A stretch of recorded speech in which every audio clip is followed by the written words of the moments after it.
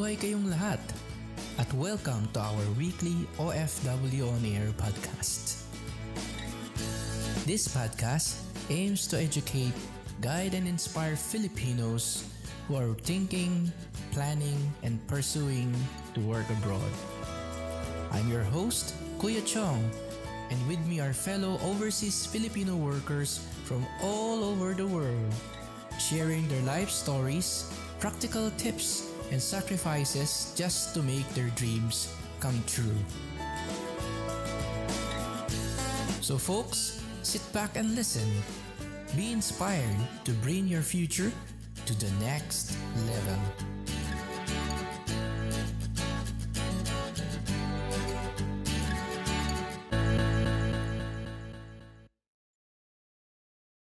And welcome back mga kaibigan sa ating OFW On Air interview portion. And for today, we have someone who is, I've been looking for someone na makausap ang isang kapatid natin na taga sa baba ng Pilipinas, sa taga Mindanao.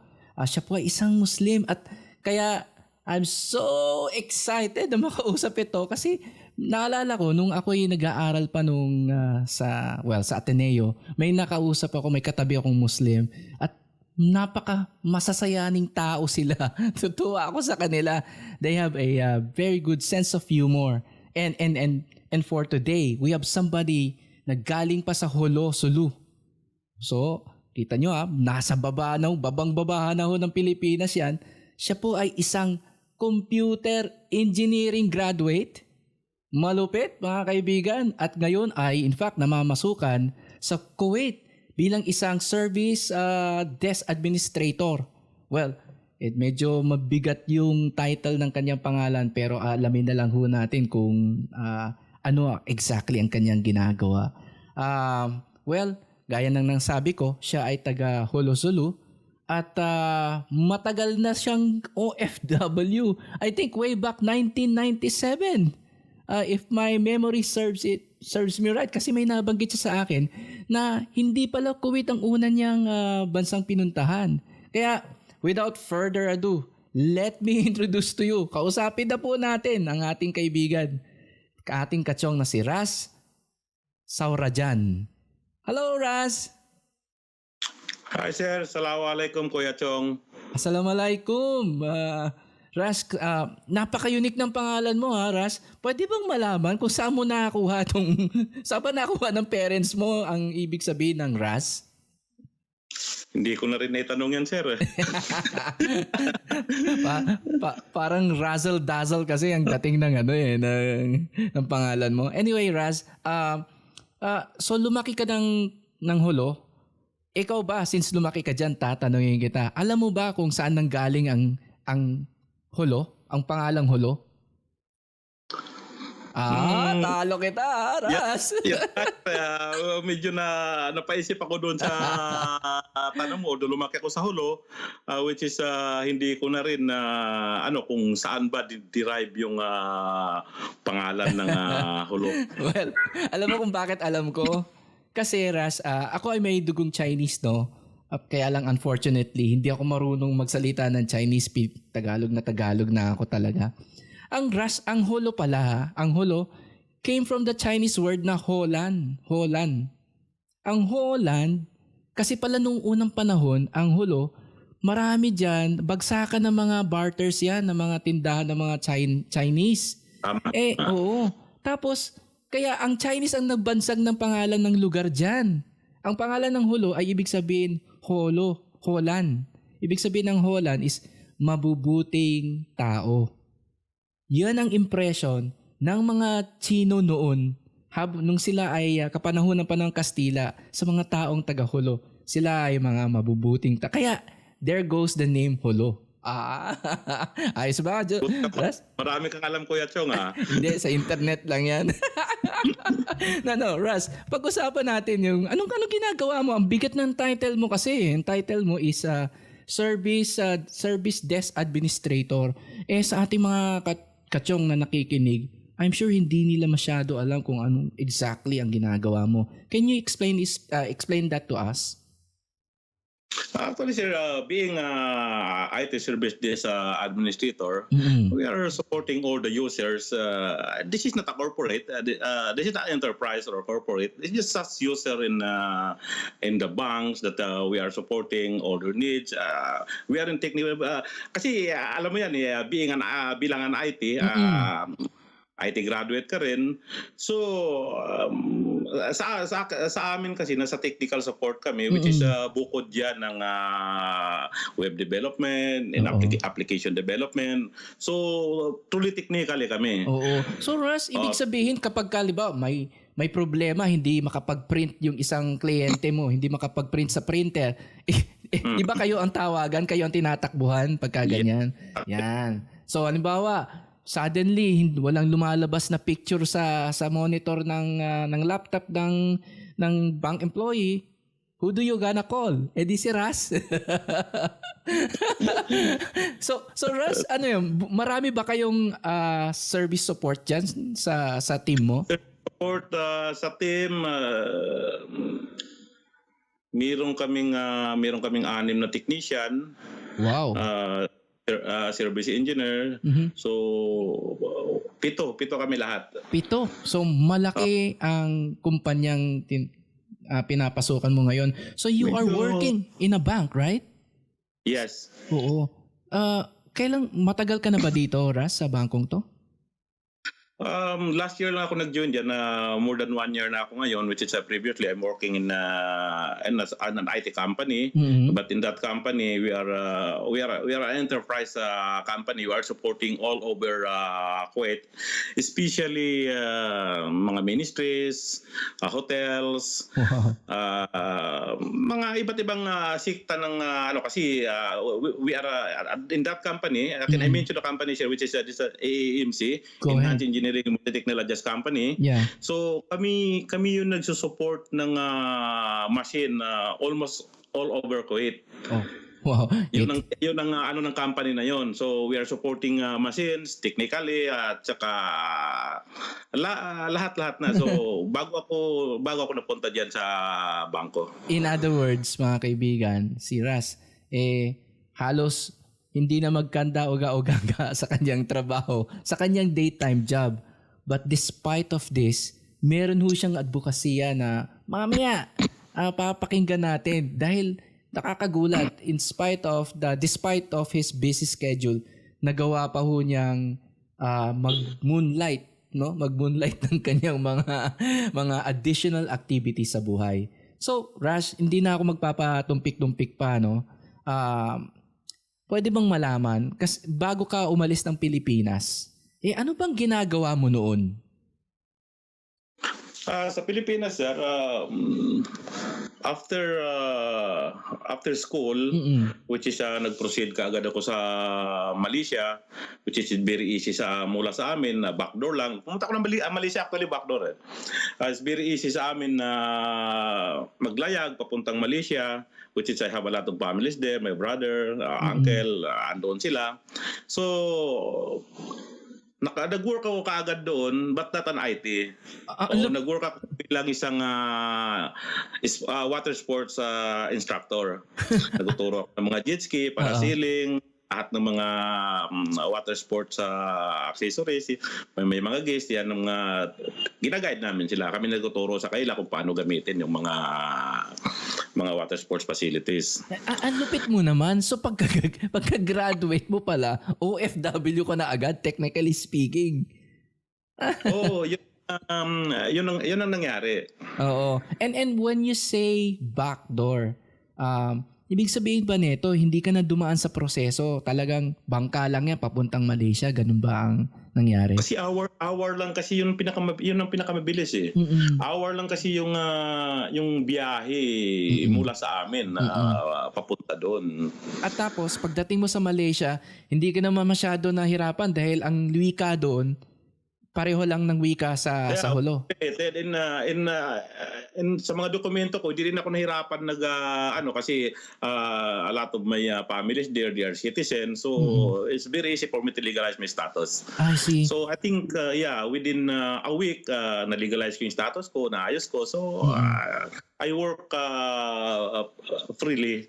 I see. So, pagka-graduate mo lang pala, OFW ka na, tatanungin ko pa naman sana sa'yo kung bakit ka umalis at pumunta ng OFW. Pero bakit nga ba? I mean, you could have a life sa Pilipinas, di ba? Pwede ka magtrabaho doon. Bakit pumunta ka pa rin ng Malaysia? Anong dahilan mo? So which is yun siguro ang unang-una ang naging dahilan doon yung family. Kasi yung brother ko which is nasa Malaysia na siya, doon na siya nag-grow up, nag-build ng family, so which is more than kasi yun ang panganay namin so more than 30 years na siya doon, my sister as well. Okay. And yun ang una. Yun ang unang kung bakit yun kaagad yung pinuntahan ko. Kasi pagkatapos ng school, wala ka namang iba pang maisip, walang gagawin, wala kang established na mga business. So, yun ang naging unang yung unang ko doon, kaya Malaysia kagad yung pinuntahan ko. So after that, take note for 18 months. Okay. Kasi ang kontrata ko doon every 6 months lang. Okay. Every 6 months. So for 18 months sa isang company, sa isang Marina Borneo, 6 months ako sa Cotabato Kinabalu, then 6 months ako sa Brunei, and then 6 months ako sa Singapore. So, when the company decided to forward me to Bali, Indonesia, so I refused. So, bumalik ako ng Pilipinas and somewhere in 1999 or 1999. So, bumalik ka rin ng Pilipinas pala? Oo, bumalik ako ng Pilipinas. So, doon ako nakapag-establish ng small business. Trinay kong mag-buy and sell ng textile. Nagkaroon ng maliit na pito. I see. So, within a year, parang sabi ko, hindi pa ako komportable doon sa una-una maraming kadahilanan. Isa na doon ng rason ng sabihin na natin yung peace and order. So medyo para sa kapanahon namin noon sa kabataan pa, which is hindi masyado, alam mo na yung mga sitwasyon na sa amin noong mga panahon na yon. So maitanong ko nga yan, Ras, totoo ba? Ang alam ko tahimik sa Hulo magulo ba doon? Para sa amin tahimik. Kasi doon wala namang yung mga kwento lang na lumalabas sa na ganito sa Hulo. Kaya ko masabing tahimik kasi maraming mga Taga-Luzon na napunta doon, which is ayaw na nilang umalis Ayaw na nilang umalis kasi unang-una cost of living napaka mura ng cost of living doon. Siguro mas natin yung mga bigas, yung mga canned goods lang, yan lang mga mahal. So pagdating sa mga gulay o kumpleto, madali mo So hindi ko masasabing magulo doon para sa akin. So Rash, parang sa kwento mo, kaya ka umalis is really more of family reunification. Yung papunta ka ng Malaysia kasi halos nandoon na yung mga kapatid mo and probably magaganda yung mga kwento nila tungkol sa buhay nila. Kaya sumunod ka na rin doon sa kanila. Yes, of course. Maganda yung kwento nila kasi they are citizen there. Oh, I see. Okay, pero on the other way around ba, marami bang mga taga-Malaysia na pumupunta naman sa Pilipinas? Curious lang ako. I mean, sila rin ba pumupunta sa atin at doon din pinipilit na mag-establish ng kanilang buhay sa Pilipinas? Meron ka bang kilalang ganyan? Meron ding mangilan-ngilan lang kasi Malaysian kasi which is supported sila ng government Even if you see all over the world, bihira ka makikitang Malaysian which is namamasukan sa isang company kung hindi mga higher position o nasa higher management sila. yan ang yan ang nakikita ko sa mga tao nila eh. Kasi doon, which is they are supported by the government, binibigyan sila ng trabaho, I see. ng maayos na one citizens there. So parang mangilan-ngilan lang yan siguro yung mga iba na nag-establish ng sa ibang bansa, sabihin natin sa Pilipinas, yung mga malalaking business na in-establish talaga nila. So yung iba kadahilanan na nakapag-asawa ng Pilipinas. So yun lang ang mga naging dahilan sa nakikita ko. So, Res, no? Ayaw ko, ang haba ng listahan mo. Mukhang resume ng 3 tao to. Itong pinuntahan mo. pero gusto ko lang malaman, no? Siyempre, every time you move from one country to the other, one assignment to another, siyempre, kamusta naman ang pamilya, ang mahal mo sa buhay? Are you leaving them? Iniiwan mo ba sila? At saka, paano yung paghahandang ginagawa mo kung aalis ka sa ibang bansa? Can you give us some thoughts? Paano mo ginagawa yung pag lumilipat ka ng ibang bansa? Anong klaseng paghahanda yung ginagawa mo? Okay. So sa mga ganong paghahanda yung paglipat, especially noon na medyo hirap tayo sa communication, 'di ba? Mm-mm. So hindi masyadong ngayon pa lang lumabas yung mga smartphone. Dati ang communication natin with family, which is sulat lang. So naghihintay ka pa ng linggo bago ka makareceive ng reply. So lagi kasing pumapasok sa mo yung pamilya kasi sabi ko unang-una natanggap na ba nila yung sulat ko, baka nag-reply na yun, baka may hinulog na sila. So nag-aabang ka ng so lagi yung pamilya mo laging nasa nasa center of attraction mo lagi. Oo. Kasi naghihintay ka hindi katulad nung panahon natin ngayon, nag-text ka ngayon, may reply ka agad. Minsan pagka nagpapalitan kayo ng medyo hindi kayo nagkakaintindihan, magkaroon ng tampuhan, so which is kagad. So para sa akin yung mga panahon na noon na wala pa yung mga technology ngayon, which is hindi ka masyadong na homesick eh. Kasi parang may inaabangan ka palagi. yung yun ang naging doon. Oo, you're expecting something to come, Yun ang maganda, galing sa family. So, ang family mo laging nasa center of attraction mo. Aba, ibang klase yung punto mo I could not believe that I am hearing this from someone who is an IT. Grabe. So, take note nung tapos na ako doon sa doon tinapos yung kontrata ko sa Malaysia, which is I stayed in Philippines and I think more than a year, established small business more than a year. So after that nag-Saudi ako.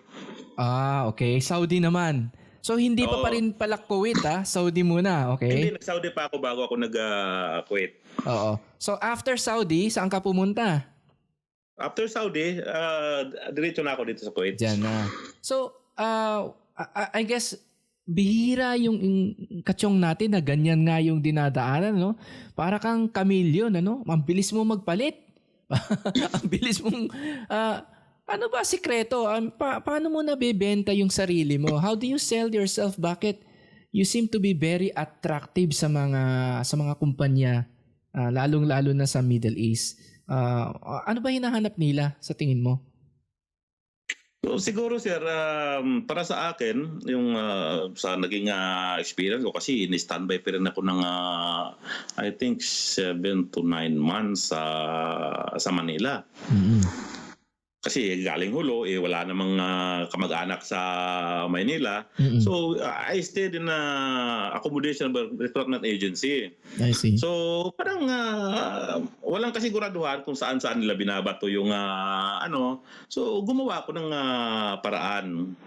Gumawa ko ng paraan kasi ayokong bumalik sa amin pag hindi ako natuloy sa unang-una.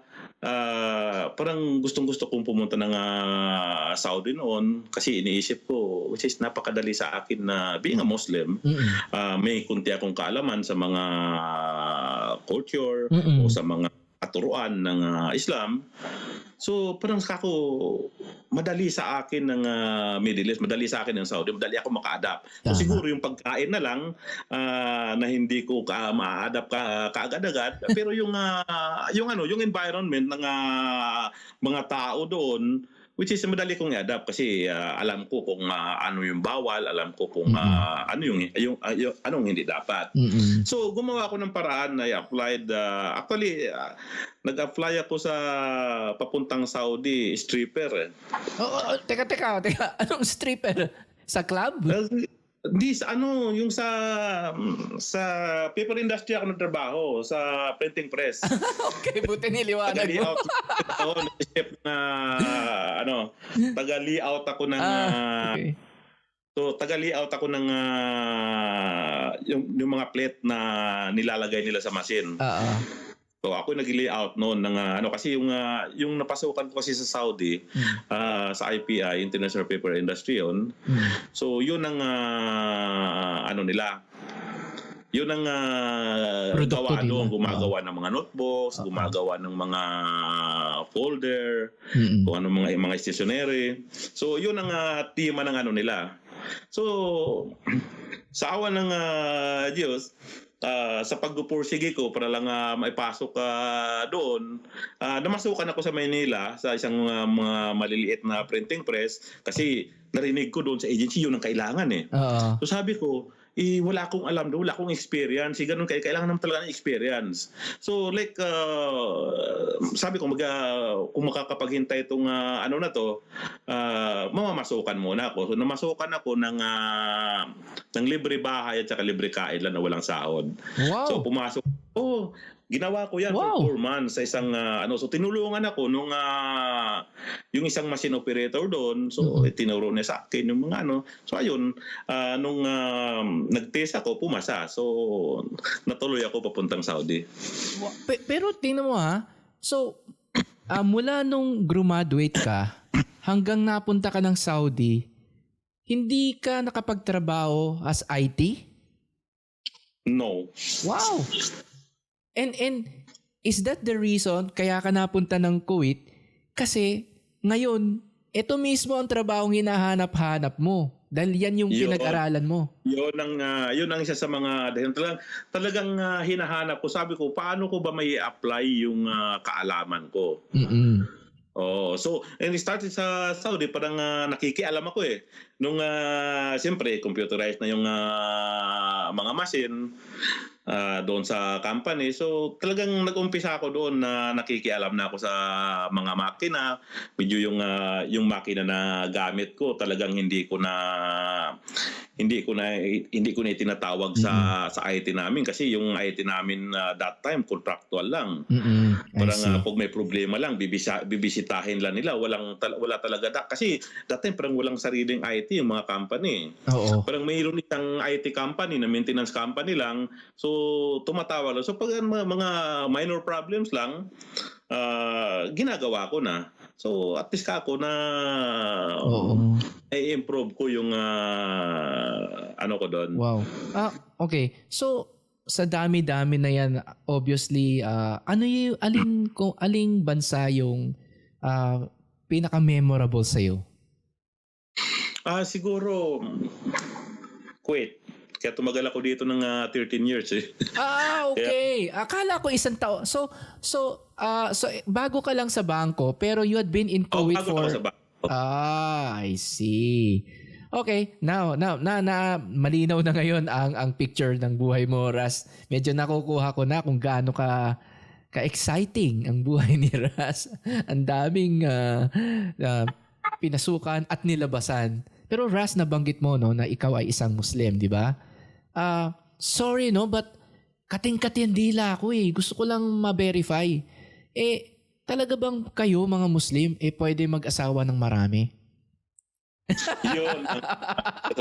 So, ayun sa katuruan, sir, Oo. pagdating kasi diyan, yung tinatawag nilang polygamy in Islam. Mm. Actually, karamihan kasi kaya kumakalat yung ganyan na sinasabi nila. Mm. Actually, nag-host na ako sa isang programa sa isang programa diyan din sa YouTube. Oo. Kung may time i-share ko sa iyo. Sige, sige. Tama diyan sa tanong mo para mas malinaw 'yon. Ayos, Kasi ayos. ako yung host nung programa na 'yon. I see, okay.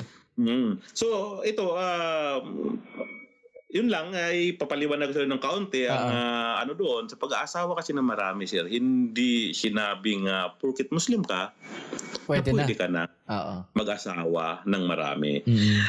Pinayagan lang sa maraming mga kadahilanan. Una-una, iniiwasan ang pangangalo niya. Mhm. Naiwasan yung pangangalo niya. So meron tayong mga, hindi ko ma-elaborate sa iyo, meron tayong mga istilya na dapat pag-aralan. Hindi po Muslim ka, ay pwede ka na mag-asawa ng marami. Ay hindi marami hanggang 4 lang ang pwede mong pagsabayin. Isa nga lang. Apat na pwede mong pagsabayin. Meron tayong mga kategory dito. Una, nangiinggit ka pa. Kailangan kaya mo financially. Pangalawa, mentally. Ano yung mentally dito? Ito yung pinakamahirap paliwanag. Ano ba yung mentally? Pag sinabing mental, may problema sa pag-iisip. Hindi. Kung paano mo i-manage na hindi sila nag-aaway. Oo. Wow. Yun ang sinasabing mentally. Doon kung paano, kasi sa babae kasi, sabihin na natin, ang babae kahit ano pa yung binigay mo, kahit na binigyan mo pa yan ng upuan na ginto o ano pa yan, huwag ka lang mambabae, masaya na sila. Na. Oo. Okay. Ganun ang babae. So parang napakahirap sa kanya. So yun napakahirap i-manage. Oo. Tama. Kung paano bibigay yung pantay-pantay na pamamalakan. So hindi basta-basta bilang isang Muslim para sa akin, hindi basta-basta yung sinasabi nilang pag-aasawa ng marami. I see. Well, sabihin na marami kang pira, kaya mo financially. Yung mahirap doon yung mentally, physically. Actually, kasi kailangan pira talaga. Actually, Rush, mag-asawa ka lang ng kahit isa, mahirap na talaga, 'di ba? Sabi nga nila, ang pag-aasawa ay di katulad ng pagkain ng mainit ng kanin na pag nainitan ka, pwede mong iluwa. Wow. So totoo pala. Mag-iisip ako. I-share ko sa yung video para mas malinawan ka doon. Sige, Rush. So but anyway, let's go back to your life as an OFW. Sa dami at haba ng prosesyon na dinaanan mo, pwede bang malaman, pwede ka bang mag-share sa amin ng isang pinakamasamang experience na nangyari sa iyo bilang isang OFW? Meron ba? Of course, meron. Okay. Hindi ako pwedeng wala. Kasi actually, sir, dumating ako ng Kuwait, which is kaya ko grinab yung opportunity. Maganda yung au pair. Nagtrabaho ko sa ministry, sa staff technician. So sabi ko, ito na sabi ko yung hinahanap ko. Ito yung pinag-aralan mo. Oo, ito yung pinag-aralan. So iniwan ko agad yung trabaho ko sa Saudi.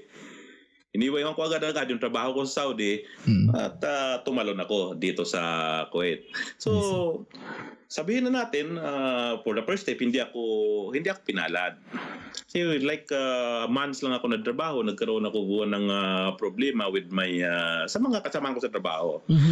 Mga ibang lahi. So, normal yun dito kasi that time medyo bata-bata pa tayo.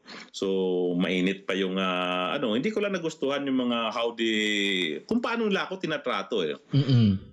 kung paano lang ako tinatrato. So nagkaroon ng konting trouble, which is na kinailangan kong umalis doon. Ang una, sabi ko baka ano mangyari sa akin dito kasi doon ako sa isang governorate office at nasa malayo, nasa ano na ng Kuwait. Nasa dulo na. Malayo sa downtown. Oo.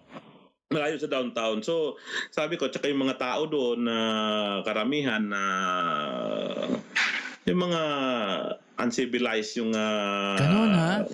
oh, So Raj, baka pwede mo kami bigyan ng specific na pangyayari para kapulutan natin ng aral. Anong nangyari? Tsaka kaya naging mahirap ito kung paano ka nag-adjust.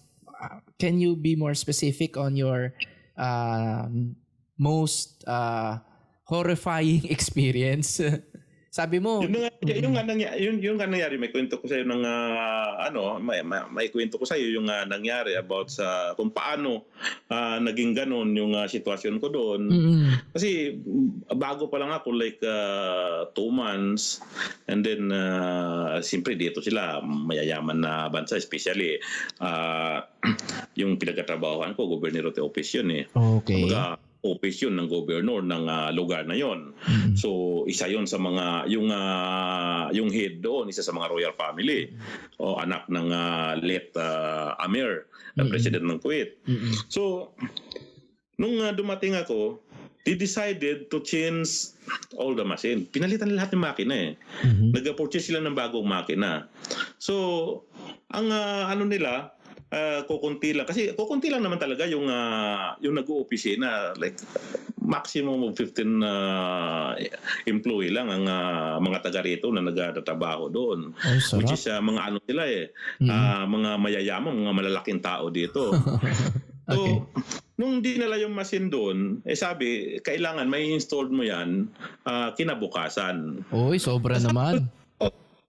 Kasi kaya naman siya kasi ilang ano lang eh.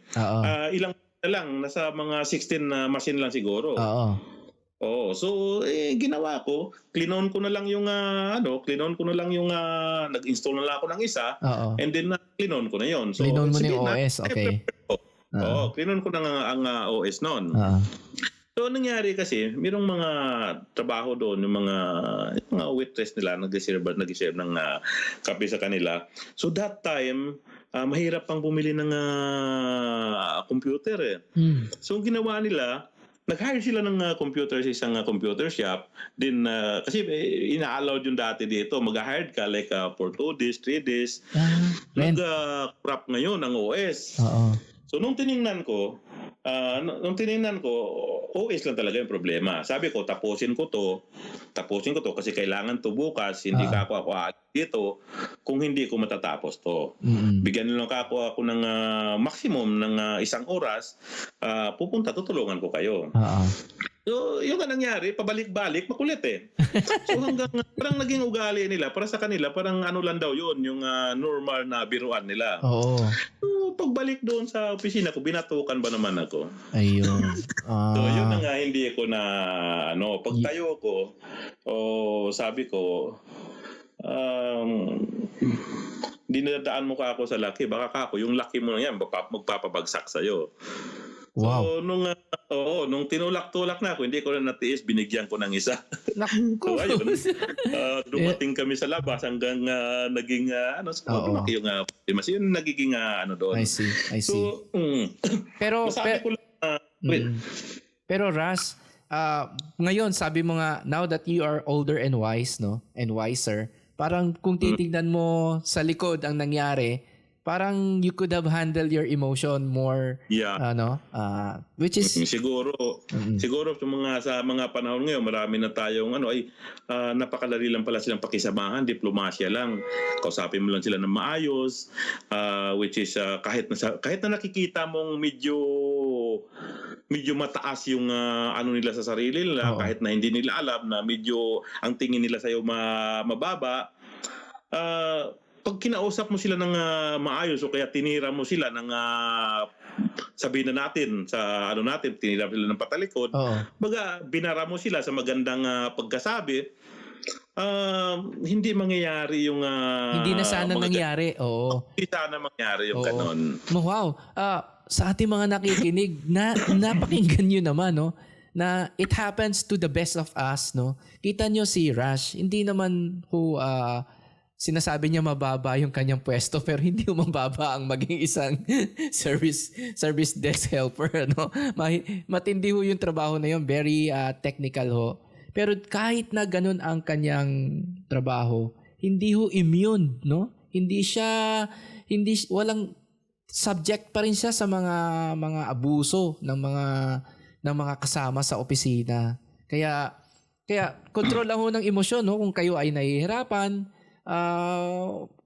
wag niyo hong hayaan na manaig ang galit, no? Tama yung sinasabi ngayon ni Raz na it could have been handled better then. Kaya lang, syempre, diyan tayo natututo, di ba? So, Raz, baliktarin ko ngayon ang question. Ano naman ang pinakamasaya, ang memorable na yugto or moment ng pagka OFW mo? So bago tayo pupunta doon,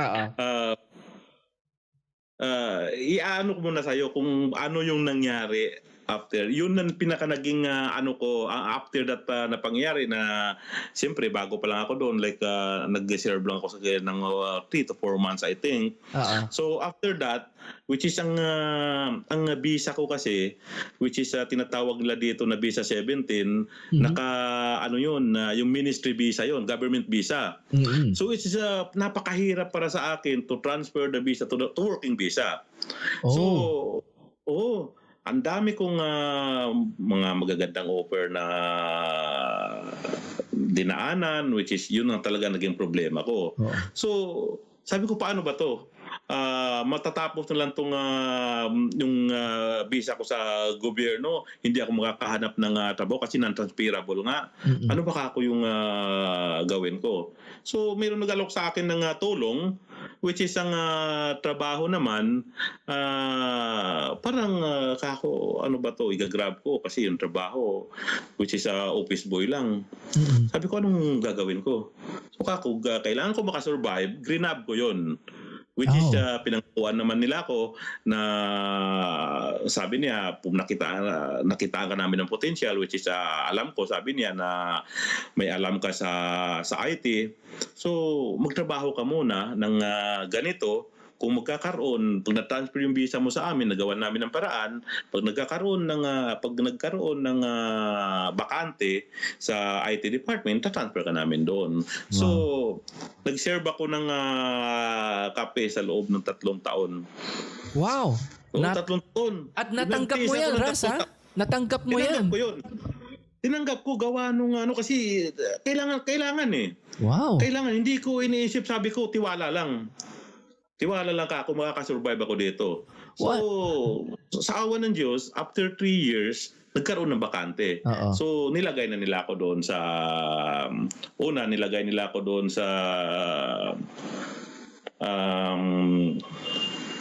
parang nasa reception. Sa reception na lang ako lagay kasi sa front desk. Yun ang pinakamahirap na trabaho doon kasi pinupuntahan ka ng kliyente. Actually, nagtrabaho ako sa isang pinamalaking company dito sa Ford company. Wow. Sa Ford company, nag-serve ako ng 3 taon sa T-Boy doon. I see.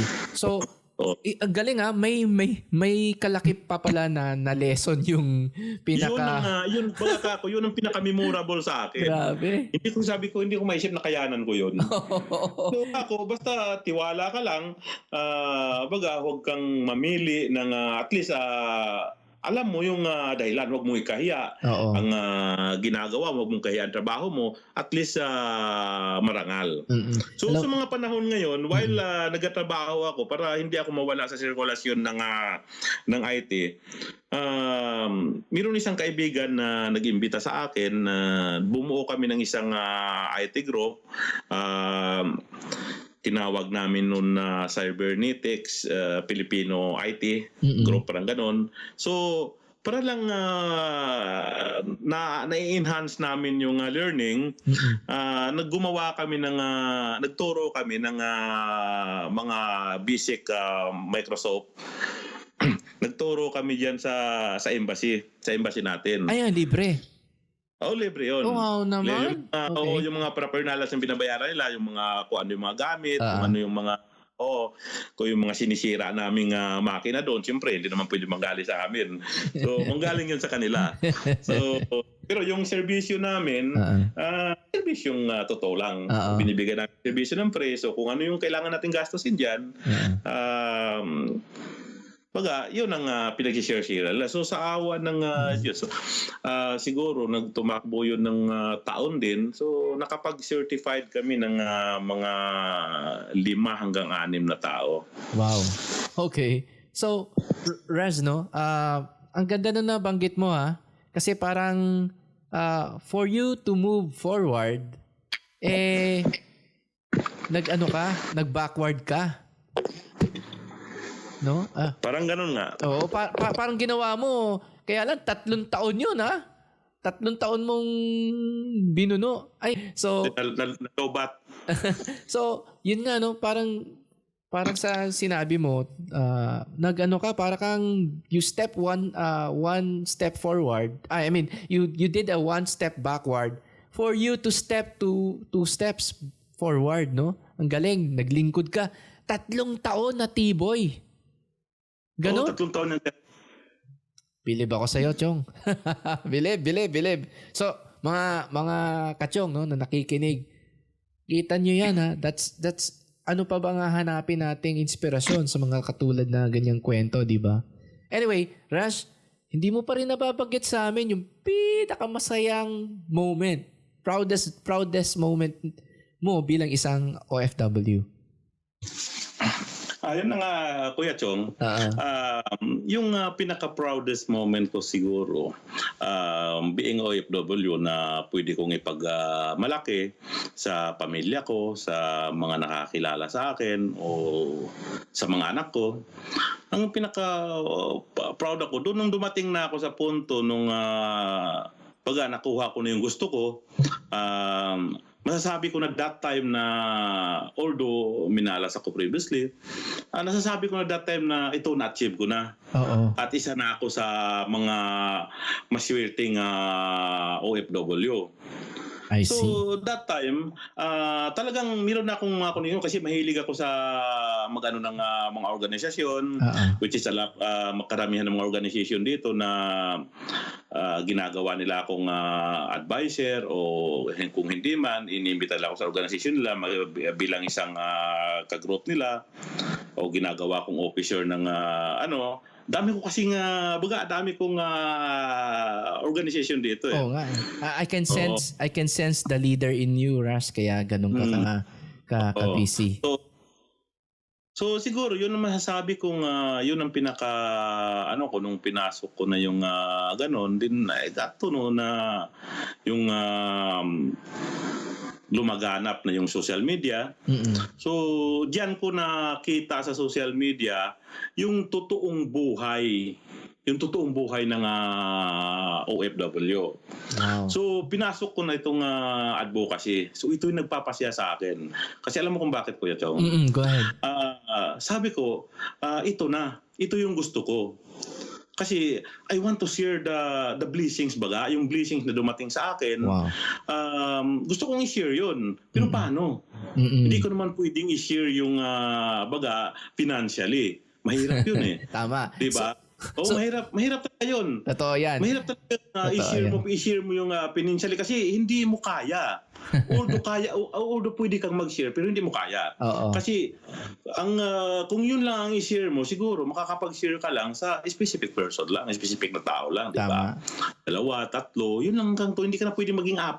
Wala na matitira sa'yo. Tama. So sabi ko, ano kaya ang pwede kong i-share? So ang naisip ko na pinag-aralan ko ng maigi, which is sabi ko kaya ko to, senior ko yung time ko, yung kaalaman ko, yung connection ko kung paano ko matutulungan yung mga distress OFW natin. Wow. And, So yun, yeah. pinasok ko yung advocacy. Oo. Actually, meron ako isang group diyan sa Facebook.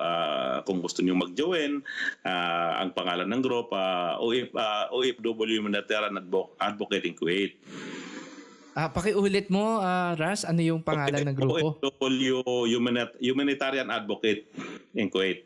Oh, there you go. Siguro lumalaki din yung grupo na yan, ano, Ras? So, yung grupo kasi na yan, Kuya Chong, kung may mga kababayan tayo dito na nagkakaroon ng problema, which is pinupost sa Facebook, hindi namin nakikita. So, yung mga nakakilala sa amin, minimension yung pangalan namin, o kaya isinishare diyan sa group na yan. Actually, yung group na yan tahimik eh. I see. Kasi yun lang talaga ang purpose ng group na yan, which is nakikita yung mga trade, kung ano yung mga ano. So, ang nagagawa namin diyan, which is kami, nagiging tulay lang. Nagiging tulay lang na kung paano ma-resolve yung mga problema nila. So, ginagawa lang namin yung dapat. Pero dumarating pa rin kami sa punto na we have to take an action na i-rescue sila. Tama. And i-rescue sila. Yeah. Depende sa case yan. Yeah. So kung mga case lang, mga minor case lang na kasi alam mo na sa ngayon medyo pahirap na yan. Oo. So Pahirap. So let us hold that thought. Pupuntahan natin yan, yung pinamalaking problema ng mga OFW na nakikita mo dyan, no, habang nagtatrabaho ka sa Kuwait. Ngunit sa sandaling ito, nais ko lang ipaalala sa ating mga nakikinig na kayo ay nakikinig sa ating OFW On Air podcast. Ito ay isang lingguhang internet program na ang layon ay makapagbigay ng boses sa ating mga bagong bayani na katulad ni Raz upang magbigay ng kaalaman, ng inspirasyon, lalong-lalo na sa mga bagitong OFWs at sa ating mga kababayan na may hangad at balak na makapagtrabaho sa abroad. Ang podcast na ito ay libre na mapapakinggan sa www.ofwonair.com at libre ding madadownload sa Apple iTunes. At kung kayo ay merong Stitcher Radio app, nandoon din po tayo. So, if you have feedback or any suggestion, mag-email lang po kayo sa akin, kay Kuya Chong, dito sa ofwonair@gmail.com. So, at kung kayo ay nakikinabang or marami kayong natututunan, please, by all means, i-share po ninyo ang programa natin para mas marami pa tayong matulungan. At gaya ng taong ito na gusto rin makatulong ng marami sa kanyang advokasya, narito po muli ang ating featured OFW guest na walang iba kundi si Raz. Napakagandang pangalan. Raz! So, Raz, tuloy natin ang huntahan. Umiinit na eh. So, nabanggit mo no, na may advocacy ka, meron kang social media group. Sa mga nakalap mo, sa mga lumapit sa'yo, ano ba yung pinakamalaking problema ng isang OFW ngayon dyan? Kung pag-uusapan natin yung kasong kasong dumadating sa'yo? Kasong talagang pinagsikapan ko na mabigyan ng action, siguro yung rape case.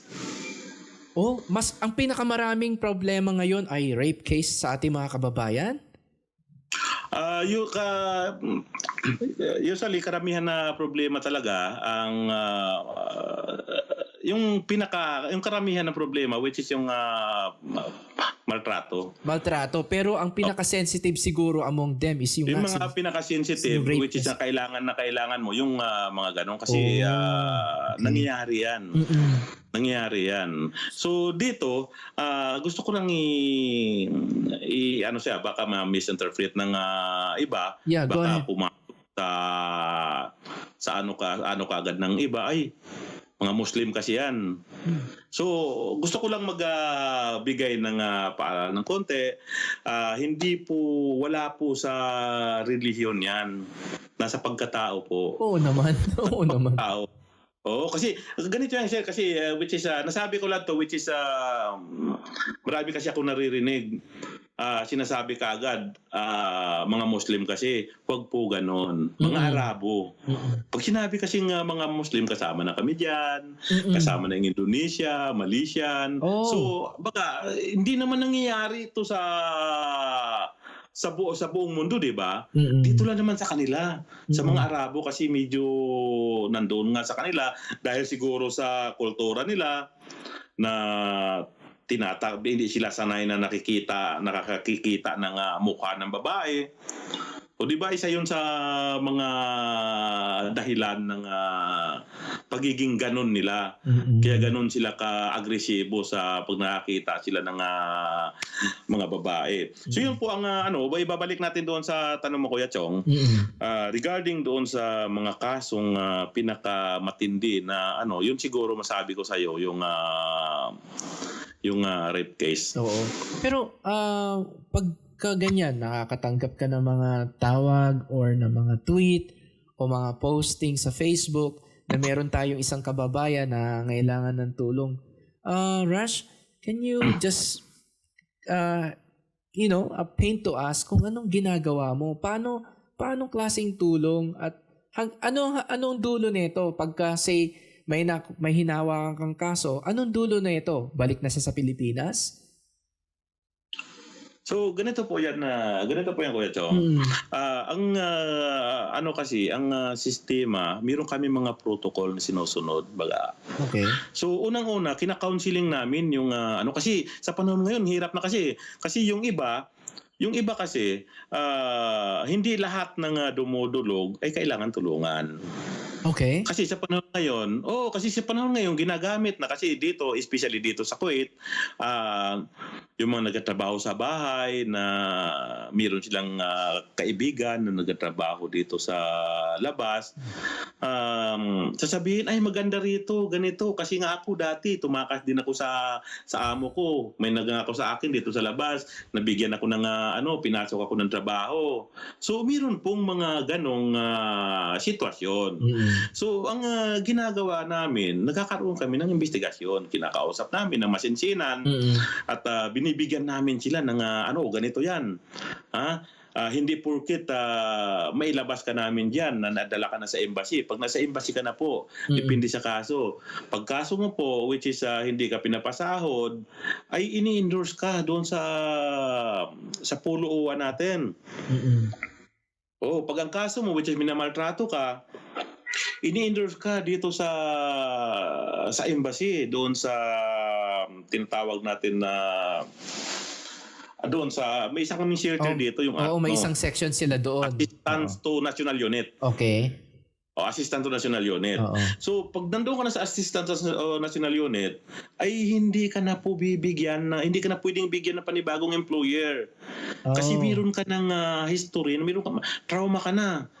Yung kakong protocol natin. So yung iba, yung mga gumagawa-gawa lang ng kwento, umatras sila. I see. Nag-aalibay. Sabi, hintayin ko yung sahod ko ay kausapin ko muna. Lang naman yung lalaki lang, mabait naman yung asawa. So, mga ganun tayong madali ang nare-resolve na depende sa pag-a-advise sa kanila. I see. So pag mga karami sabi, yung alaga ko kasi, sabi ko bata yan, daan mo sa si madam kasi sumisigaw. Hindi naman to kasama sa binayaran sa atin. Sabi ko, daan sa diplomasya, huwag natin tayong basta-basta kasi hindi solusyon ang pagtakas. Naku. Ras, para ka na palang tatay dyan. So ganun yung nagiging natin, sir. So sa pagdating doon sa mga tanong kung paano hinahandle, kung ano ba yung doon. So pero nabigyan na kita ng mga kunting kung ano yung hinatnan. So hindi to kami OFW rin kami katulad nila . So wala kaming power to save them. Yeah. So umaasa pa rin tayo sa ating embahada. Tama. So siguro kung pwede akong paalam muna kasi kung pwede ako magbanggit dito ng mga taga-embahada natin, pwede po ba 'yon, sir? Go ahead, Ras. Basta ikagagaling ng ating mga kababayan, lalong-lalo dyan sa Okay. gitnang silangan. So dito po, ako'y nagpapasalamat nang dumating dito ang tinatawag naming action man na si ang Consul General ng Kuwait sa ngayon, si Honorable Attorney Raul Dado. Wala po akong masabi, dumating yan dito ng 3 years ago, I think 2013. So sa 2013 talagang pagka may idinulog kami sa kanyang problema, basta napag-aaralan namin yung napag-aaralan namin yung kaso bago namin ibigay sa kanya. Kahit hating gabi po yan, sir. Pag kinakailangan kunin yung tao, kukunin. Wow. Oo. So, Kaya itong mag-iin yung niya dito, meron pa nga kaming ginawang isang sa social media petition na sana dumating din to kay Secretary Alberto. Oo. Oo. Oo, sa secretary ng Ng Foreign Affairs. Oo, sa secretary ng DFA. Doon sa petition namin, hinihingi namin na sana extendan niya yung pag-stay ni Attorney Raul Dado dito sa Kuwait kasi napakalaking bagay para sa amin si hindi ko naman si yung bagong ambassadors natin ngayon si Ambassador Renato Pedro Villa, which is napakabait, napaka-supportive na ambassador. Kaso nga lang, being an ambassador siya eh. Hindi niya pwedeng gawin yung aksyon na tinatawag ginagawa ng Consul General. Kasi mas marami siyang mabibigat na inaasikasong sitwasyon, di ba? I see. Oo. So, andun pa rin supportive naman yung ambassador natin. Pero mas mainam sa amin ng andito malaking tulong sa amin si Consul General Attorney Raul Dado. I see. So, na pala siya? Lilipat na siya? Actually, parang may 3 years, every 3 years lang yung term nila eh. I see. Okay. Kasi parang ganun yung nagiging patakaran ng DFA. So which is mag 3 years na siya itong in-extend lang siya ngayon actually dahil sa eleksyon. I see. Dahil sa eleksyon. So mag-i-stay pa siya hanggang June. So hopefully magkakaroon pa rin ng pagkakataon na makapagserbisyo pa muli sa inyo. So yun po ang doon na Kuya Chong. Hindi po kami dito which is yung ginagrab lang namin yung opportunity na may paabot doon sa kanila. So hindi lang yung pinapaabot sa kanila na ganito, tinutulak namin sila. Tama. Kami yung nagtutulak. Tama. Kinukulit namin sila. Ano ba yung ganito. So unang-una, inaalam namin yung mga patakaran. Kung ano yung dapat at hindi dapat. Kung ano yung dapat para sa worker, kung ano yung dapat na ginagawa ng forwarding agencies. Ang deploying agencies. Kasi mayroong mga kategory yan eh. Kasi katulad ng mga kasambahay, mayroon silang tinatawag na PRA, yung Philippine Recruitment Agency. So mayroon namang FRA, yung Foreign Recruitment Agency. Ang Foreign Recruitment Agency, yun ang deploying agency. Yun ang mag-deploy sa kanila dito. Okay. So yung Philippine Recruitment Agency, yun ang sa Pilipinas, yun ang process doon. Ng mga papers. Process ng mga papers doon, kung ano yung kailangan doon sa ang problema dito, magkaiba sila eh. Hindi ba isang may-ari niyan? Isang kumpanya? Hindi isang may-ari. Okay. Ng yun lang ang nila doon sa Pilipinas, yung mag-process lang ng mga papilis. Yun ang mahirap. Ito yung mahirap dito, hindi isang may-ari. Maliban lang sa mga skilled may mga agencies na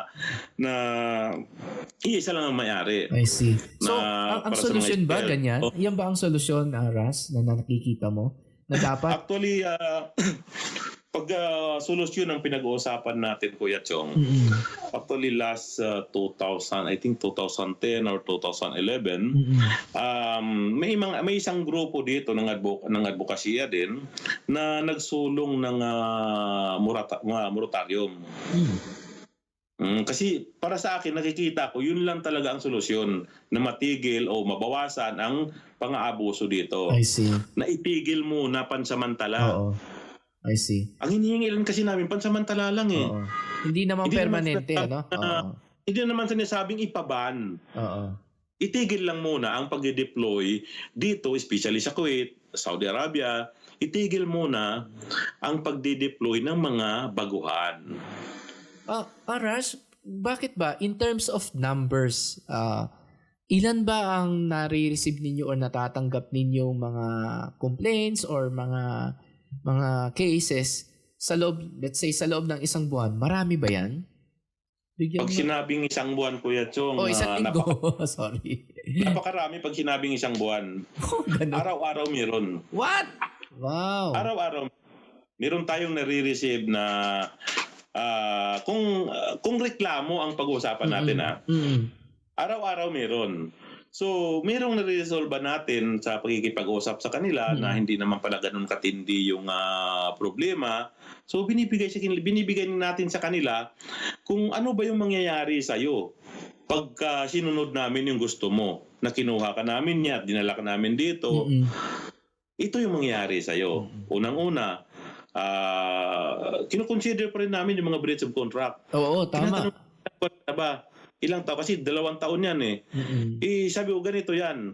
Pag wala namang tayong cause talaga na pwede mong ilaban, na matinding dahilan, na pwede mong na-considered na pauwiin ka, mahirap kasi yan eh. Mahirap, ano? Alam mo? Oo, kasi magkakaroon ka ng kaso with your deploying agency ng breach of contract. Tama. So yan ang pinapaalam namin sa kanila. Kaya inaaral namin ng kaunti yung mga patakaran, yung mga batas. Alam mo, nahiya tuloy ako, Ras, sa'yo, ano? Kasi alam ko, just before we went on air, no, with our recording, meron kang kasong hinahawakan. Nahiya tuloy ako. Pasensya na ako. Kung sino man yung... Nasa Saudi naman po yung so parang matagal na kasing problema nila yon. Ang problema kasi doon na finish-contract na sila, 2 sila eh. Ngayon, nung mag-i-exit sila kasi ganun patakaran sa Saudi, mag-i-exit sila from Riyadh to Jeddah, hindi sila makakatawid dahil expired na yung nila. Expired na yung ikama nila eh. Yung papers nila. Expired yung papers. Hindi sila makakatawid, hindi nila maayos yung pag-uwi nila. So tinanong ko, inakuha naman daw nila yung mga end of service pay nila. So yun lang nagiging problema. So parang na-observe ako kasi nasa group chat yun, parang matagal yung kaso. Sabi ko, pwede ba ako magtanong dito? So nagbigay lang ako ng piece of advice. Sabi ko, wag niyong hintayin na ang pangako ng amo nyo, kailangan yung tumakbo na makipag-ayuda sa inyo, either sa pulo owa ng either sa pulo owa ng Riyadh o kaya sa embassy ng Riyadh. So yan yan ang magpapadali ng nyo. So meron din tayong marami tayo, kaya alam mo yan, marami tayong mga advocate sa Saudi, may isang pinakamalaking group diyan, yung Kabisig. So sabi ko sa kailan nandiyan yung Kabisig, ito na yung kasi hindi kayo pwedeng umasa doon sa pangako. Sana nga mas maraming mga taong katulad mo, Ras, who are willing to spend a portion of your time caring for them. So, Ras, balik tayo sa... Actually, marami nang marami nang gumagawa niyan sa ngayon. So, papasalamat kami na dumarami na kami. Well, hahantingin ko sila, Ras, para mas marami pa tayong mapalagana pa natin yung advokasya na ito. So, Ras, you've been, patalon-talon ka ng ibang bansa. Kamusta ba ipon mo? Nakakapag-ipon ka ba? Paano mo ba? Turuan mo nga kami kung paano hinahawakan ang pera bilang isang OFW. Actually, Kuya Chong, bilang OFW, hindi natin masasabing nakakahawak tayo ng pera. Dumadaan lang sa kamay natin yan eh. OFW ka, alam mo yan eh. So para sa akin, which is siguro, unang-una dito kasama ko yung pamilya ko dito sa Kuwait. Nang inggit ka pa ha. Kasama Okay. ko yung pamilya ko. So, hindi naman nasasabi na ganun kalaki yung naiipon. Meron naman kasi namamanage ng maayos eh. I see. Manage ng maayos yung kinikita. So turuan mo kami, paanong ilang percent yung day-to-day mo, ilang percent kung mga nire-remit mo, at saka ilang percent yung talagang ipon mo. Paano mo hinahati-hati yung sweldo mo? Sorry nakikialam na ako. Alam ko, this could be very personal, but maganda kasing ituro kung ang kaalaman na ito sa mga OFWs nating mga nakikinig. Actually, Kuya Chong, diyan ako medyo mahirapan magpaliwanag sa'yo. Pero pang isang grupo ng financial literacy na nag-iimbita sa akin para mag-attend sa nila. Sayang, dapat nag-attend muna ako doon bago ako mag-interview. Hindi kailangan. So, dito kasi masasabi ko sa sarili ko na hindi ko naman masasabing ganun ako kawaldas na siyempre, talagang pinag-ahandaan ko yung sa family ko. Mm-mm. So, especially ito, prangkahan tayo dito kasi sa bansang Kuwait.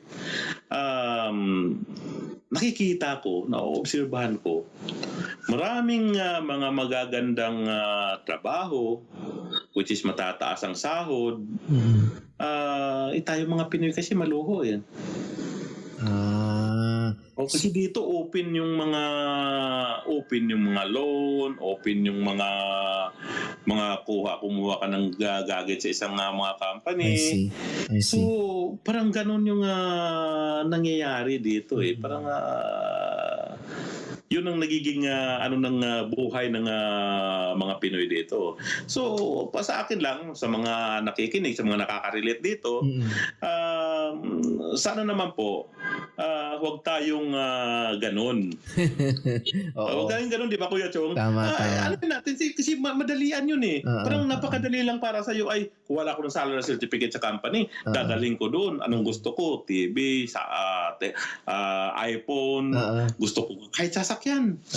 Mabilis Mabilisan. So parang kung hindi natin inisip, kung iniisip natin ay maganda yung Kuwait, ang dali lang natin na So ang pinapayo mo is huwag maging impulsive, no?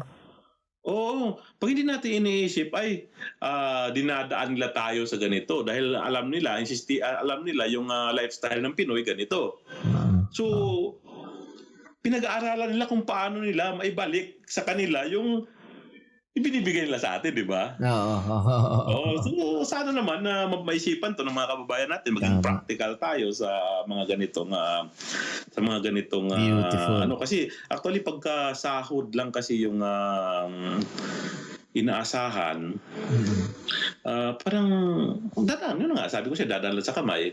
So gumawa ko ng isang strategy. Gumawa ko ng isang strategy. Sabi ko, kasi sinasubukan ko na wala akong utang, walang pero ganun din eh. Pagdating ng sahod ko, pagkatapos ko ibigay yung nararapat sa pamilya ko, wala na. Hindi naman masabing wala. Meron. Pero parang kukunti maghahanap ka. Parang dumadaan lang sa palad mo, no? Sandali lang. Parang dumadaan lang sa So, isa sa ginawa kong sabi ko kung paano ko magamit, kung paano ko ma-establish to na maayos. So sinubukan ko. Nag-loan ako sa bangko, which is shinib ko yung kasi yun lang naisip kong paraan para makapag-save ako. So yung nakuha ako, sinave ko yun, ininvest ko sa Pilipinas. So parang yun ang binabayaran ko ngayon, para ako nag-iipon. Ang galing ha. Para ako nag-iipon ng Oo. Parang napipilitan ka tuloy mag-ipon kasi may loan ka. Kasi nandun na eh. Wala ka ng choice. So yun naging strategy ko. Taga-bangko ka nga talaga, Ras. Kasi pagkakako hindi ko gawin yun, hindi ko pilitin, hindi ko obligahin yung sarili ko mag-ipon, wala mangyari. Tama. Well, that's parang ganun na, although sabihin na natin, hindi naman po pwedeng hindi nag-interest yung kinukuha ko sa pero dito kasi sa Middle East, minimal eh. Actually, yan sa kanila. Hindi kasi lumalampas ng 2.5% dito eh. Ang loan na. Isa yun sa rate. Isa yun sa law nila dito sa rules ng Sharia, sa rules ng Islam. Rash, masasabi mo ba na unti-unti mo nang nakakamit yung pangarap mo sa buhay ngayon? Siguro, sir, pag sinabi nating pangarap sa buhay, masasabi kong unti-unti, pero malayo eh. Malayo pa? Malayo. Marami kasi pang lalakarin. Marami pa. Kaya inaano ko na lang, sinishortcut ko na lang. Inano ko lang, ma-secured ko lang yung pangangailangan ng mga anak ko, which is yun ang pinaka-achieving, yun ang pinaka-pangarap ko. I see. Okay. Yun na lang. Hanggang sinishortcut ko na lang doon eh. Kasi pagka sabi yung pinapangarap, mag-50 na ako. Masukan pa rin ako. Uwi ako ng Pilipinas. Ano ba yung trabaho na nag-aantay sa iyo? Naghihintay sa iyo doon. Which is ang daming graduates sa atin, 'di ba? Oo, na mas bata pa. Siguro mas bata pa, mas creative pa sila. So yun lang siguro yung lamang natin na experience, 'di ba? Yun lang laman natin sa kanila, pero mas creative sila eh. Mas updated sila sa technology kaysa sa atin. So Rash, hanggang kailan ka sa tingin mo magiging OFW? Meron ka bang parang end game? Meron ka bang tinitingnang petsa? Sa ngayon, sir, sa ngayon, Kuya Chong, wala. Kasi parang napamahal ako dito sa advokasya ko. So sa ngayon hindi pa ako naglagay ng time frame kung hanggang kailan ako dito. Siguro meron akong napag-usapan namin ng misis ko siguro kasi mahal ang paaral kasi dito eh. Okay. Mahal ang paaral. Nagpapaaral ka ng isang bata dito para ka nagpapaaral ng isang doktor, 2 nurse sa Pilipinas. Wow, okay. Ng isang taon. So, yun, napag-usapan namin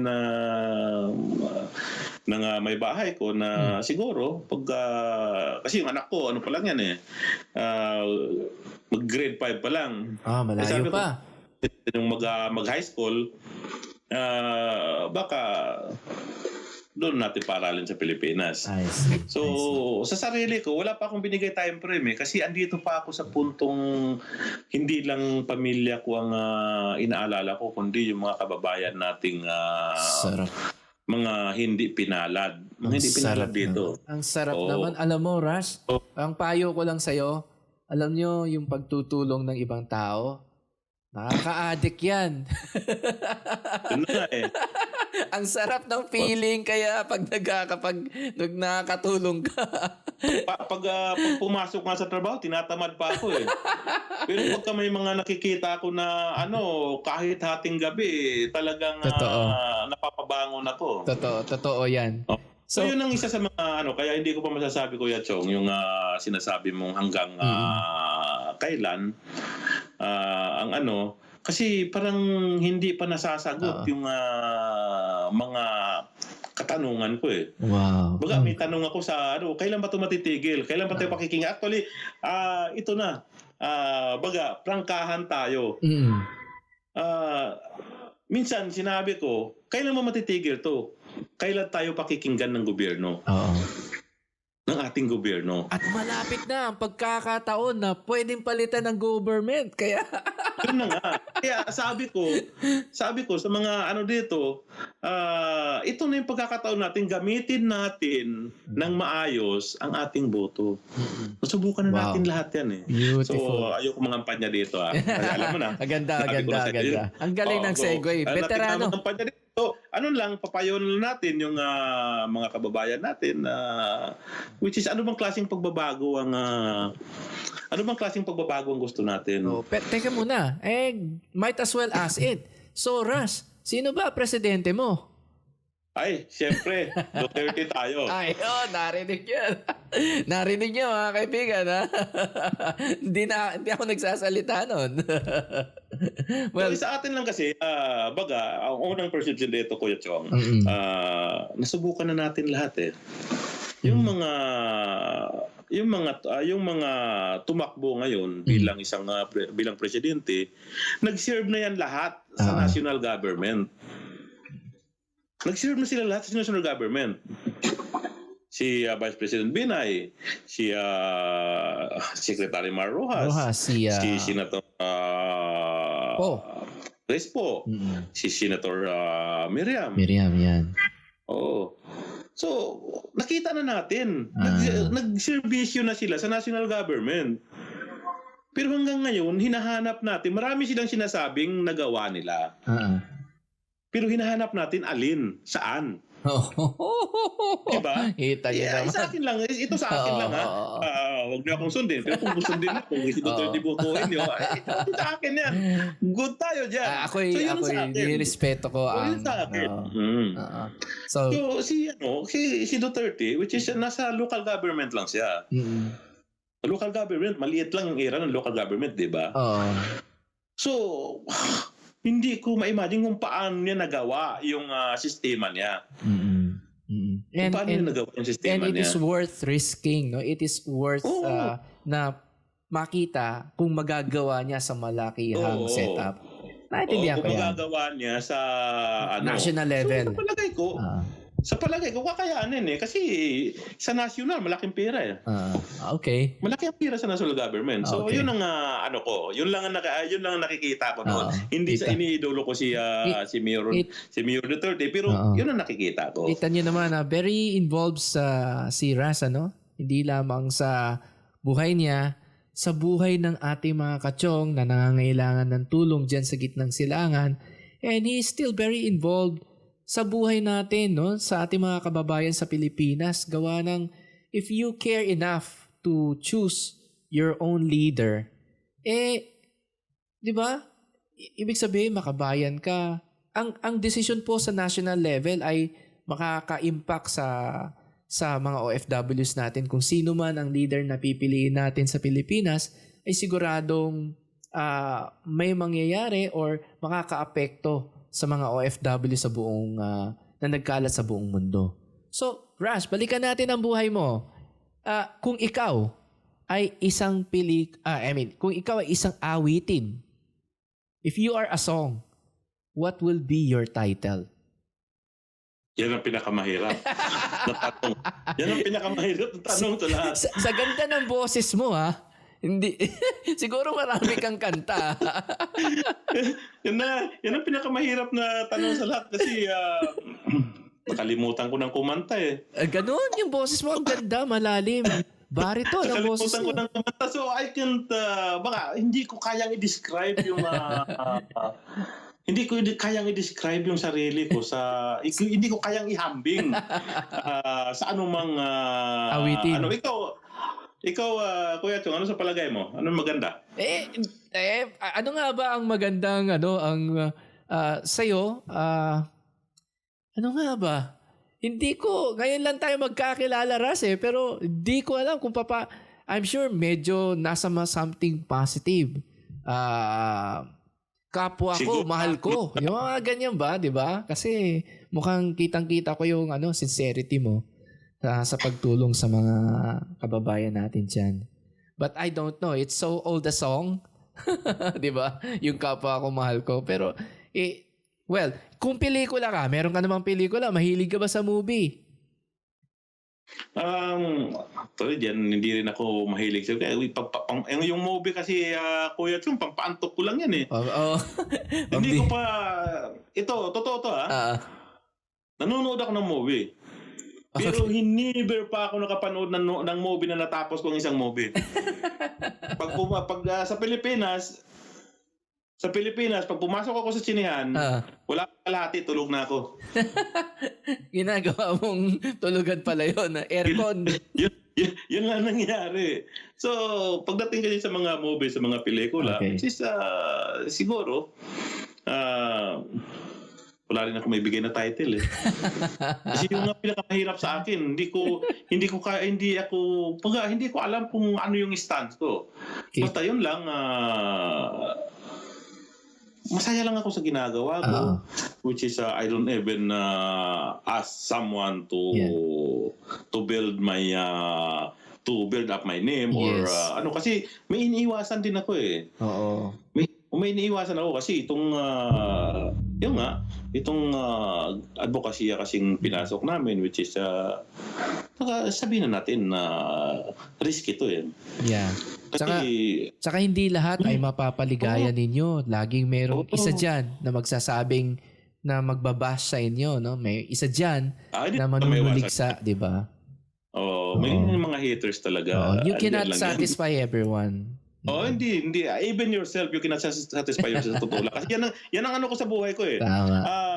Kung hinahanap mo, kung nandito ka sa mundong ito, hinahanap mo ang satisfaction, hindi mo makakamit yan. Wow. Hindi mo kakamit. Kasi kahit ano pa yung narating mo, kung naghahanap ka ng satisfaction, darating ka sa punto na kailangan mo mang-apak ng kapwa mo, makabit mo lang yun. So, isahin mo na doon sa itanim mo na doon sa puso't isipan mo na wala ang yung wala talagang total satisfaction, no? Walang total satisfaction dito sa mundong ito. Kasi kukuha ka lang ng certain thing, like pamilya mo. Ano ba nagpapasaya sa'yo? Pero kung satisfaction pag-uusapan natin, tama.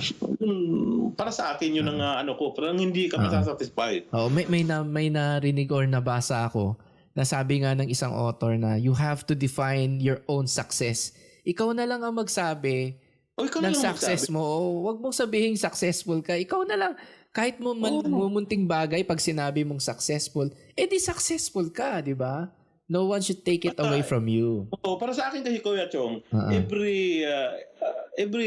bawat bagay na magawa kong tama, talagang sinisigaw ko sarili ko success.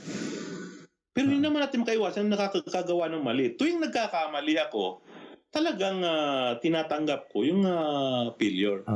Wow. Good. Tinatanggap ko talaga. Katulad ng may mga ugali din kasi akong hindi ko masasabing perfecto akong tao, hindi ako masasabing mabait ako. May mga ugali akong siguro nasa lahi na rin, talagang mainitin din ang ko. Pero speaking about ugali, Raz, ano bang sa tingin mong ugaling meron ka? Kung bakit you seem to be very stable, you seem to be very happy, you seem to be very at peace with yourself now as an OFW. Ano bang ugaling meron ka na naging successful ka? Yun siguro, Kuya Chong, pinapasaya ko lang yung tinitingnan ko lang yung mga certain things na nagpapasaya sa akin. Katulad nitong unang-una itong advokasya ko. Minsan nga pinagsisilosan na ng ni Mrs. At least naipapaliwanag ko naman sa kanya na maayos, naiintindihan niya. So talagang mas lalong umaapaw yung kakayahan ko dito. Okay. So pagdating sa ugali, siguro hanggang doon lang ako sa meron ako. Ako kasi yung taong hindi ko hinahanap yung wala sa akin at hindi ko kinukumpara yung sarili ko sa iba. Yun. Wow. Sabihin na natin nasa pareho kaming pero mas malaki yung niya, ilak niya yun, eh. Yun ang binigay sa kanya. Tama. So hindi ka dapat magipagkompetensya sa kanya na mas senior pa ako diyan, mas ano pa ako diyan, mas kaya ko. Darating ka sa punto na which is naka-focus na. Naka-focus yung ano mo sa ibang tao. Tama. If you So, are, tama yan. If you keep on comparing yourselves with others, you will live a very unhappy life. Hanapin ka, hindi ka successful. Oo. Okay. Pero pag iniba mo, binukod mo sa kanila yung so masasabi mo sa sarili mo successful ka. So yun ang sinasabi ko kanina, sabi ko may mga ugali din ako kasi yung tao na madalas din ako napapaaway.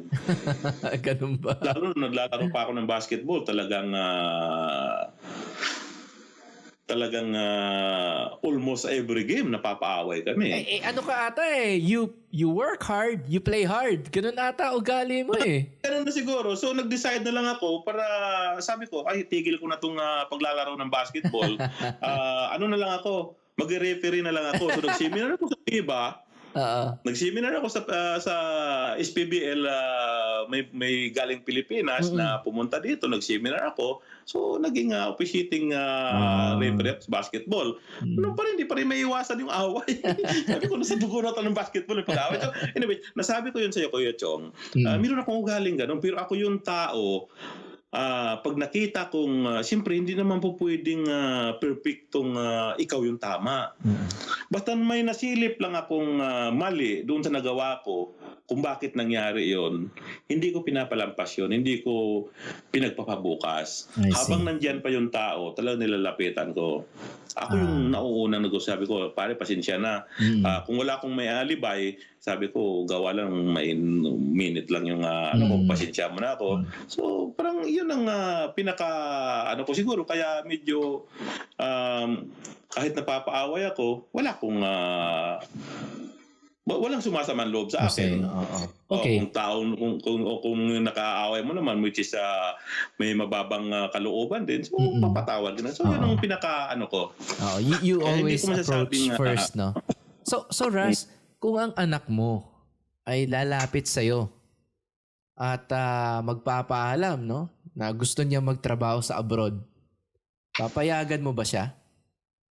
Siguro pag lalaki, papayagan ko. Okay. Pero pag babae, hindi? Bakit babae naman? Bakit?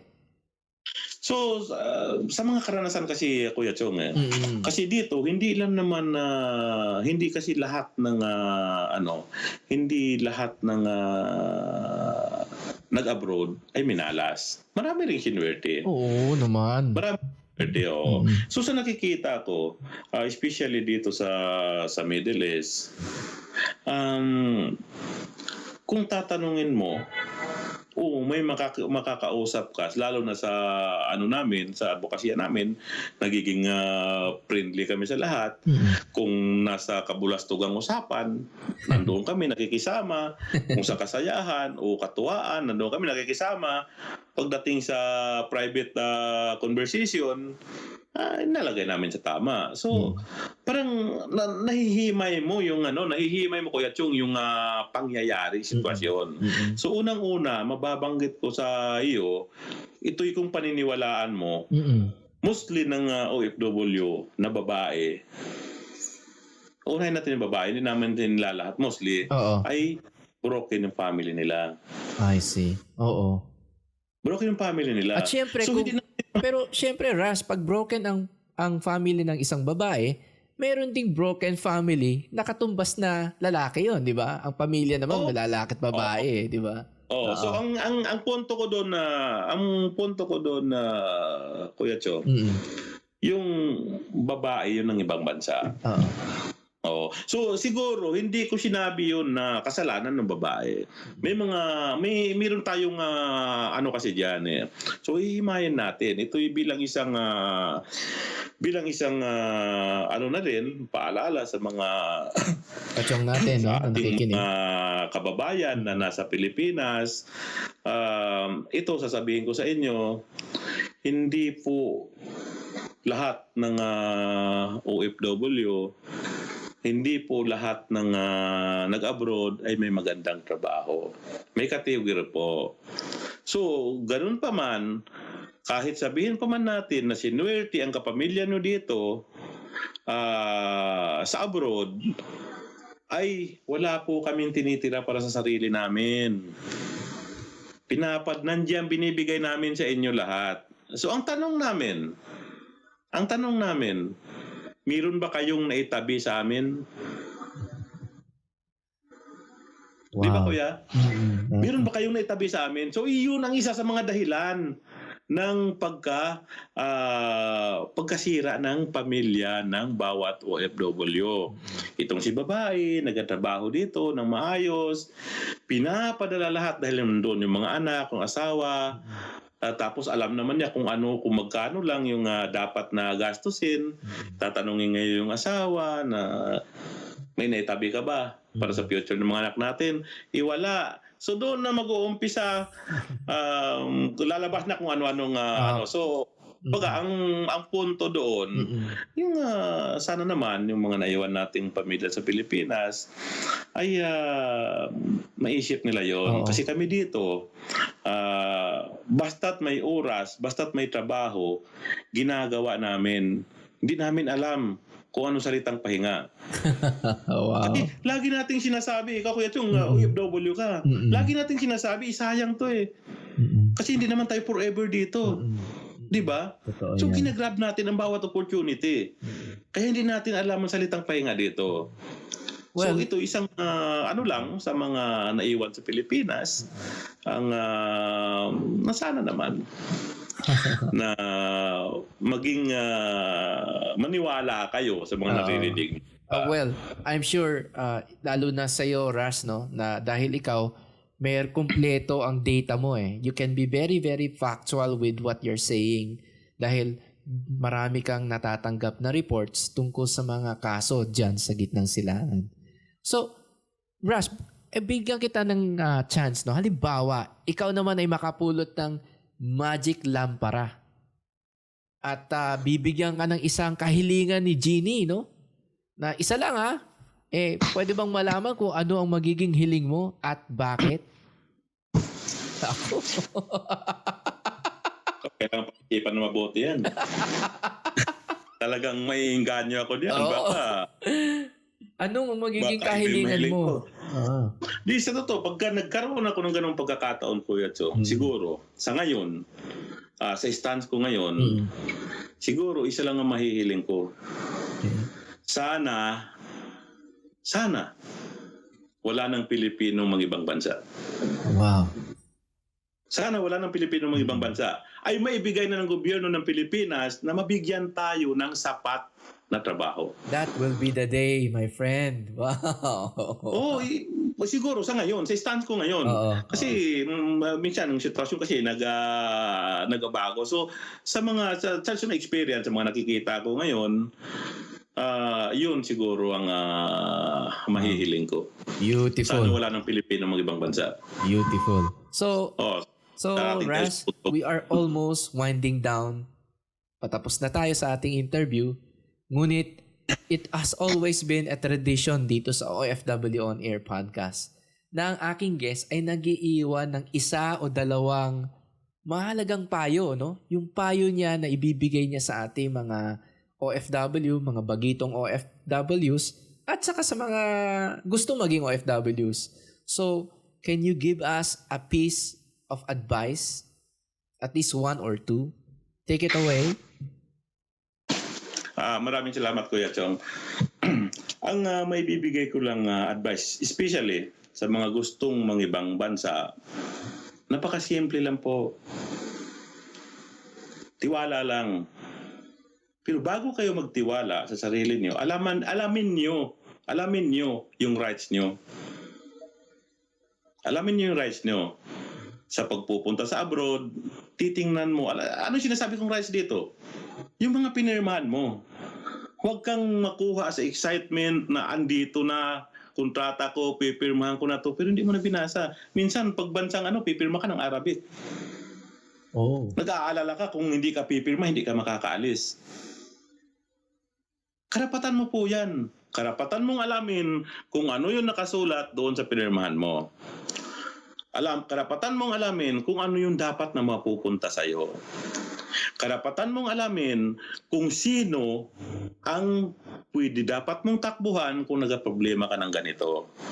So ang ibig kong sabihin dito, alamin po natin ang mga batas-batas, especially labor law, ng bansang pupuntahan natin at of course, ang labor law ng ating bansang pinanggalingan. So kailangan maging tayo dito maging specific tayo sa bawat Yun lang po. Yun lang maipapayo ko sa mga gustong maging OFW. Beautiful. So sa mga baguhan, sa mga andito na, especially dito sa bansang Middle East, ang kailangan po natin dito, which is yung diplomasya. Kailangan huwag nating idaan kasi ako, may experience ko talaga yan. Tulad na naikwento ko kanina. So, idaan natin lahat sa pakikipag-usap. Huwag nating sabihin, Pinoy ako, iba ka, kaya ko to, Pilipino ako to, iba ka. Isipin natin, nandito tayo sa bansa nila. Kasi very easy, mag-reflect sa atin yan Tama. Pag nakipagtalo tayo sa kanila, na which is ipigigiit mo yung kung ano yung meron ka, paano pag sinabihan, bakit ka dito? Uwi ka lang ng Pilipinas. Di ba nag-reflect sa atin yun? So sa mga, yun ang maipapayo ko doon sa siguro sa pangatlo, sa mga may bonus pa tayo. Salamat, may Ras. bonus tayo. Pangatlo sa mga OFW na andito na, tulad na nasabi ko kanina, na magtabi kayo sa sarili niyo. Andiyan na tayo, pumunta tayo dito dahil sa pamilya. Pumunta tayo, nag-abroad tayo, ng ibang bansa tayo dahil sa pamilya. So huwag mong hayaan na masira ang pangarap mo na mismo pamilya mo ang sisira. So huwag mong hayaan yon. Ibigay mo yun dapat na kailangan magtabi ka sa sarili mo. Yun lang po may papayo ko sa mga OFW natin. Beautiful. Dito sa andito na, especially sa Middle East, Kuya Chong. Boom! Sabog. Ganda. Tatlong mahalaga ang iniwan ni Ras sa atin. Una, sabi niya, know your rights. Beautiful. Second, be diplomatic. At pangatlo, magtabi ka naman para sa sarili mo. Wow, what a beautiful piece of advice, Ras. Seldom, I get that kind of clarity, no? Ganyang kalinaw ang pagkakabanggit ng mga payo. So, Ras, thank you so much. Thank you so much for this wonderful gift of time, of your experience, of your advices. Nasa sayo ang huling pagkakataon ngayon, Ras, na bumati sa iyo mga mahal sa buhay, sa ating OFW on Air community, at pagkatapos ay magpaalam na tayo. Take it away! Okay, maraming salamat sa pagkakataong sa huling pagkakataon na binigay mo, Kuya Chong. Siguro medyo pasensya na, medyo mahaba-haba to ng konti, dami taning baka. Go ahead! So, binabati ko po ang pamilya ko, of course, sa Pilipinas, ang family ko na dito kasama ko. Especially yung mga groups nasa social media na nagtitiwala sa akin, mga nasa friends list ko, hindi ko kayang isa-isahin. So, ko na lang to by group. So, binabati ko po ang Kuwait Infinity Group na isa rin sa mga nagtitiwala, na may respeto. Pangalawa, yung United OFW Kuwait, isa ako sa advisor dyan, na pinagkatiwala sa akin yung grupo na parang naging pasasalamat ko sa kanila kung may lumalapit sila sa akin bago sila gagawa ng mga ibang ng mga dapat na So, baga, malaking na yun sa akin, malaking achievement na sa akin yung mga ganun. Siya yung nagpapasaya sa pasasalamat ako sa kanila. Andiyan pa rin ang OFW survivors in Kuwait. At saka yung group na binuo ko, yung OFW Humanitarian Advocate in Kuwait. At sa mga hinangahangaan ko pang mga ibang group, yung katulad ng Kabisig, mga admin dyan, napaka-aktibo nila sa pagtulong sa mga OFW na nangangailangan ng mga distress OFW. Lastly, maraming salamat sa iyo, Kuya Chong, sa pagkakataon na binigay mo na sabihin ko na maikwento yung buong buhay ko dito sa programa mo. So sa muli, maraming salamat po. Assalamualaikum warahmatullahi taala wabarakatuh. And papasalamat ako sa butihing Consul General ng Kuwait, si Honorable Attorney Raul Dado. Tsaka sa Ambassador ng Kuwait, si Ambassador Renato Pedro Villa.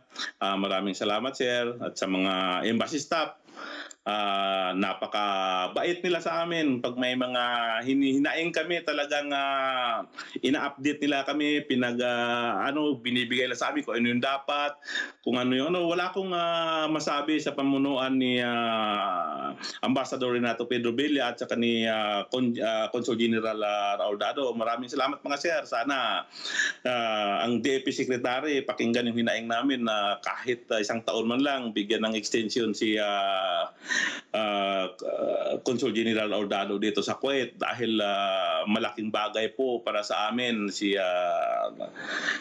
Conjen. So muli maraming salamat po Kuya Chong, maraming salamat sa time. Wow. Alam nyo, why do I get this feeling no na someday parang makikita ko kayo sa mga embassy, sa mga polo office, and very influential ang leadership na ginagawa ninyo, Ras. And on that note, I would like again to offer my appreciation. Maraming salamat sa iyo, Ras, at sa iyong may bahay, mabuting may bahay at inalaw tayo. So, thank you and bye! Bye, maraming salamat.